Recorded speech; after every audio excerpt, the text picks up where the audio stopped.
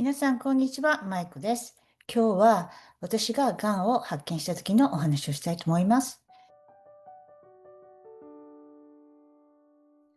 このチャンネルは、運の良い選択ができる人になろうというのが目的です。お茶でも飲みながらリラックスして聞いてくだされば嬉しいです。私の夫は2年半前に突発性の病気で病院に行ったんですけれども、誤診をされてしまって5日間放置したので、運の悪いことに亡くなってしまいました。で、その後に私は人生で初めて受けた人間ドックで運のいいことに癌が見つかったので、今ここにいるんですけれども、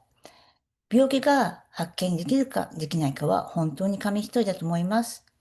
私はたまたま聞いたことが結果を大きく変えると思っています。だから皆様の、経験や私の癌の話をどんどんシェアしていこうと思っています。で、今日はですね、その癌が発見された時なんですけれども、今、人間ドックで癌が見つかったというふうには話したんですけれども、きっかけにはなったんですけれども、実際のところ、私、人間ドックは全部検査パスしちゃったんですよ。7月の初めに、夫が亡くなって半年後に家族の勧めで日本で人間ドックに行ったんですね。で、私の受けた検査がこちらです。この検査結果で、ガンマーカーが少しだけ高めだから、追加の検査を念のために受けてくれという連絡があったので、この人間ドックの後に CT スキャンと婦人科のエコーも行ったんです。で、全部結果はクリアだったので、ああ、よかったね、ということで、7月の半ばにアメリカに帰ってきました。で、1週間後、本当に帰ってきてから1週間後に、急に、あれ、なんか、痛いと思って、下の奥の方に口内炎みたいのができてるなということが分かったんですね。こんな感じなんですけれども、口内炎のちょっと大きいやつみたいな感じです。うん。で、その時になんかもう第六感が働いたというか、すぐに歯医者さんに電話したんですね。で、アメリカでは、年に2回ぐらいクリーニングが保険適用されるので行くんですけれども、そのクリーニングするときに、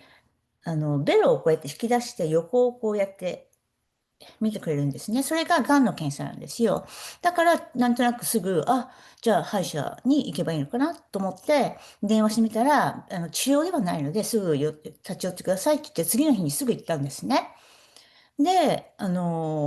小さいカメラで見てもらった時にはもうなんか血が滲んでて、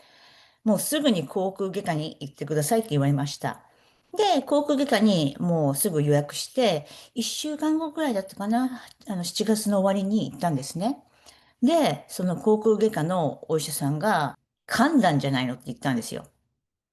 噛んだんじゃないのって、あんたとはちょっと心の中ですごい思ったんですけど、もう、ね、ガンマーカーのことも頭にあるし、もう虫の知らせというか、第六感というか、もう食い下がって、もうずっと痛いんですって、もう言ったんですね。そしたら、その、口腔外科のお医者さんも、じゃあ、しょうがないな、みたいな感じで、じゃあ、ね、テストするんで、テストというか、細胞を取って、検査をするんで、次の日に来てくださいということで、2針ぐらい、やっぱり取るから縫うことになるんですけど、その次の日に行って、ね、サンプルを取ってもらったんですね。で、8月の8日、忘れもしない朝、電話があって、その、航空機関のオフィスから。先生がフォローアップしたいので、今日来ていただけますか？ 11 時、朝どうですかみたいな感じで、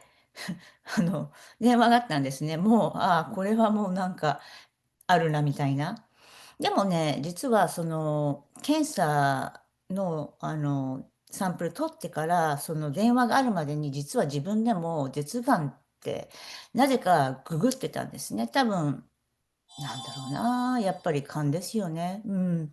それでもう、大体、ね、どんなものかとか、あれは調べてはいたんですね。で、その11時に、その航空外科に行って、案の定、結果出ました、癌です、言われて。ね、やっぱりショックですよね。ショックですけど、でも、何もないところで言われるよりは、ちゃんと調べたし、もうなんか心の中で、少し予想はついてたんで、はあ、みたいな、感じはありました。で、もう、そのオフィス出てすぐに車の中で、プライマリードクターって言ってる、いつも行きつけの普通の、お医者さんに、こうなんで、がん専門医の、に送る紹介状くださいって言って電話して、もうすぐその足で、取りに行ったんですね。というのは、こちら、まあ日本もそうなのかもしれないけど、やっぱりそういうスペシャリスト、専門医にかかるには、いつも言ってるお医者さんからの推薦状というか紹介状が必要なので、それをその日のうちに、出してもらいました。で、私本当に運がいいなと思うんですけれども、それが8月8日でしょ。で、15日には、8月15日には、そのがん専門のスタンフォード病院のお医者さんに会うことができたんですよ。普通こっちの病院って、そんなに専門じゃなくても結構何ヶ月待ちとか、専門だったら本当に3ヶ月、4ヶ月待ちなんて普通なんで、ありえないぐらいの速さで会うことができました。で、その時に、まあ、状況を説明して、ね、今、未亡人なんです。夫を亡くしたばかりでということで、皆さん、看護婦の方も、ソーシャルワーカーの方もいろいろ手伝っていただいて、うん、運のいいことに、すべての検査が、キャンセル待ちとかで2週間ぐらいで受けることができたんですね。それも普通じゃありえないことで、一番最初に自分でCT とかの予約を入れた時は、一番最初に空いてるのは9月の終わりですとか言われたんですね。で、でも先生、なんか手術9月の半ばにはしたいとか言ってたんですけど、みたいな、もうそういう感じだったんですけれども、本当にもう次の、その週末ぐらいにはもう検査できることになってしまって、ね、本当にね、ありがたいんですけれども、うん、結局、実際の一番初めの手術は5月じゃない、9月の、5日、だったんです。だから本当にもう1ヶ月以内に手術をすることができました。まあ人間ドックやったのが7月の初めで、問診やって、その頃はね、ステージいくつかわかんなかったんですけれども、まあね、多分、初めの頃ですよね。その前は全然問題なかったし、痛くもなかったし、問診もしたし。でも8月の終わりにはもう、1日のうちにもう何回もこの痛みが自然に来て、ああ、痛いってなるような感じにもうなってたんですね。で、取った時には結局ステージ2になってて、やっぱり症状は結構早く進んでたのかなと思います。でもね、本当に私運が良くて、ありがたいことにね、9月、だから1ヶ月以内に手術受けることできたので、おかげさまで、ね、今こうやって、元気でいるんですけれども、本当に私の場合は、なんか夫が頑張ってくれたんだなと思っています。多分すごい頑張って導いてくれたから、そんなに早く、うん、検査も全部できたし、手術も全部できたかな、みたいな。あと、ね、病院の方々もみんなすごい優しくて、すごい頑張ってキャンセル待ちとかね、全部取ってくれたので、本当にありがたいなと思います。うん。